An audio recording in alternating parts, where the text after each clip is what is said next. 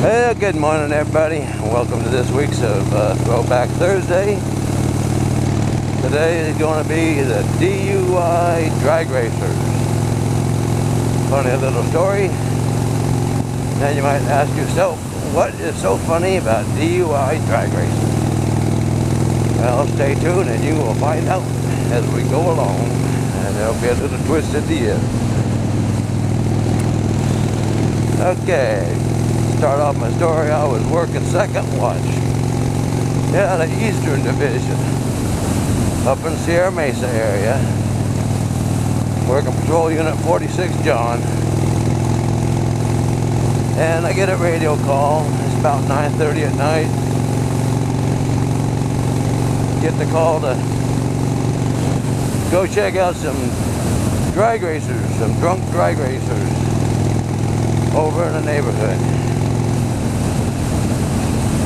So I'm heading over there, kind of running some scenarios through my head. What am I going to find when I get there? You know, there's going to be a bunch of drunks drag racing their cars up and down the streets. Are they going to be cooperative, or are they going to want to fight? You know, what's going to happen? And I don't have any backup available. I'm not going to be, so it's just going to be me against them. And I'm thinking how, you know, to handle it. Well, I get over there. I got the window broke down. I turned my radio down. I stick my head out the window and I'm listening. I don't hear any engines revving. I don't hear no tires squealing. Everything sounds nice and quiet. So I'm thinking, oh, all right, they already split. The RP, the reporting person, must have went out there and told them they called the cops and they must have all took off.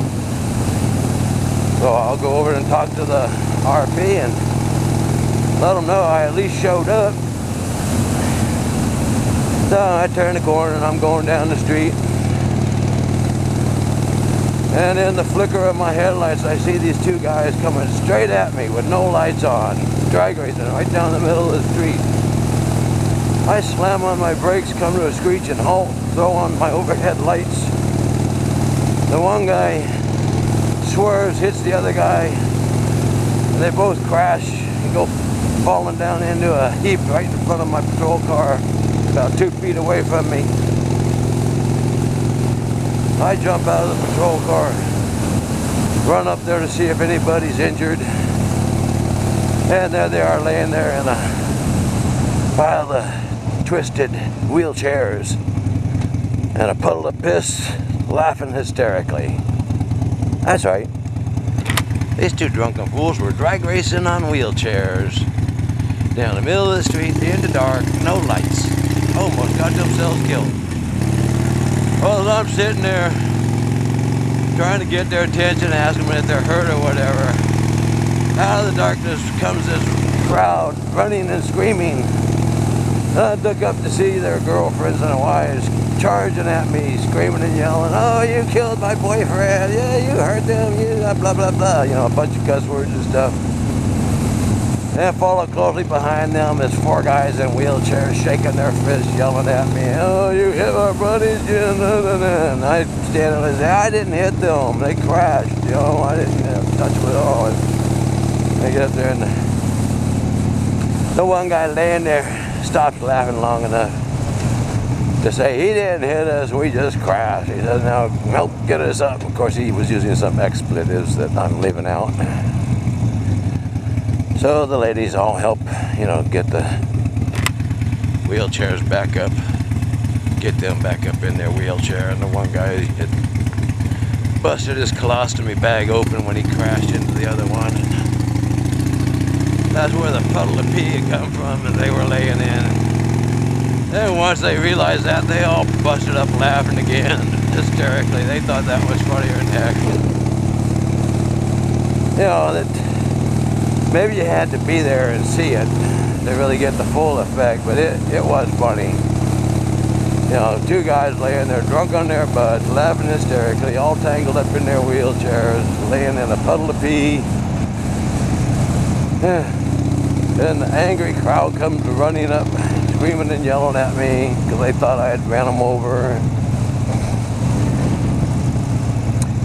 So anyways, we get him up. and get them to go back to their house. And I go down there and meet them down there. And, you know, I go, okay, what's the story? You know, what's going on? You know, and so the one guy, he's telling me, well, they're all Vietnam vets. And they had met each other in the rehab when they all came back from the war and got injured, and they stayed buddies over the years. And every so often they get together and drink and talk about old times and have fun. And one of the guys in the group used to be a drag racer before he got drafted and went off to war and got injured. So he got the bright idea to drag race their wheelchairs down the middle of the road. Well, then it came my turn to try and keep a straight face and give them a stern lecture about the dangers of drinking and operating a motorized vehicle on the public highway in the dark with no lights.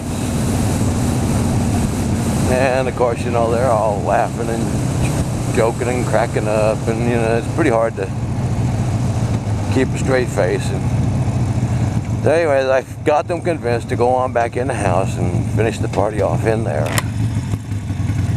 And yeah, close me out. Thank you. Nice try. Hello, doggy. And they, you know, promised they wouldn't come back out tonight and do any more drag racing in the wheelchairs.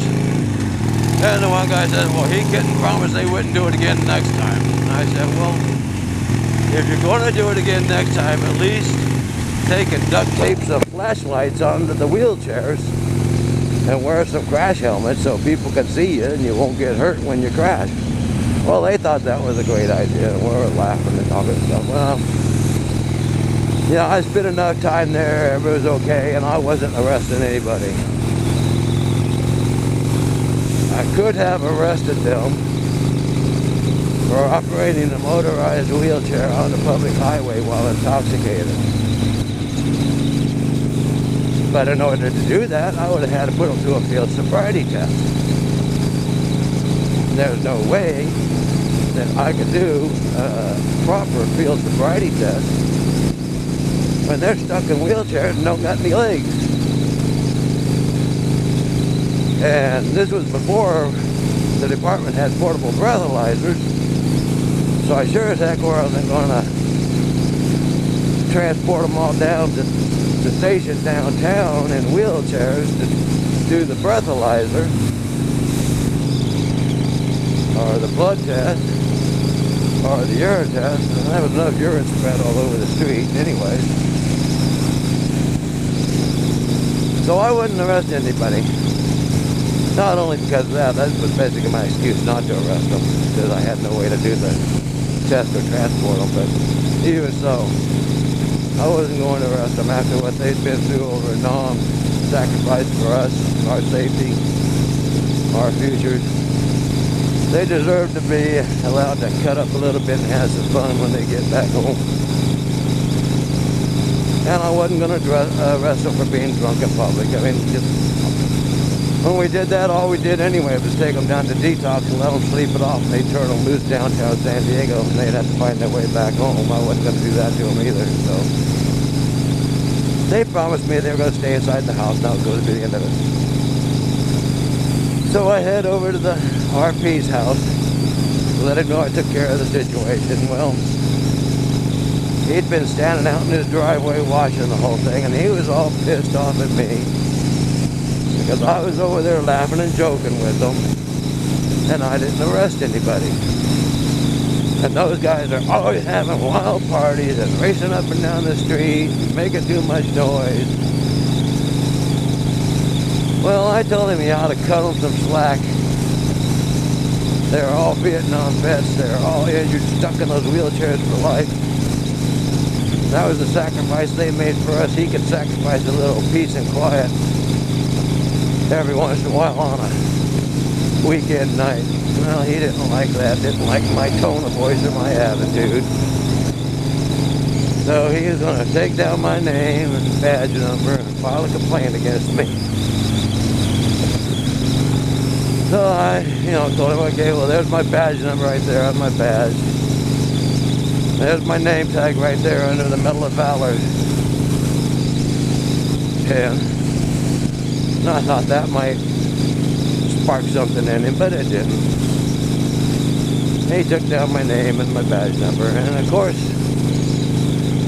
2 days later, I get called into the sergeant's office. He's investigating a complaint filed against me for not doing my job and being rude to a citizen because I didn't arrest the drunk drivers. And I told the guy that if I wasn't going to do it, that he should mind his own business. Well, kind of. So anyways, I explained to the sergeant, well, these guys were in wheelchairs. They weren't in cars. And yeah, they were motorized, and yeah, they were in the street, and yeah, they'd been drinking. But there's no way I can do a proper field sobriety test because they don't got any legs. They can't do half the test. And even if I did put them through the half the test, and I thought they had flunked it, I have no way to transport them downtown and book them and do the breathalyzer. They're in wheelchairs. So it took some convincing, but he finally saw my point of view. Because I just kept repeating, I had no way to transport them. Got no backup, we don't got no vans, you know, what am I supposed to do? Call you? So, that took care of that part of the complaint. And then the next part is me being rude to the citizen. Because of my tone of voice and the way I talk to him. And I told the sergeant, yeah, I might have had a tone in my voice, but, you know, these guys are Vietnam vets. You know, they're stuck in wheelchairs for the rest of their lives. They gave up a lot for us. And the sergeant, being an ex-vet himself, understood that. So that took care of that. The complaint was marked unfounded and filed away in my department jacket along with all my other unfounded complaints against me.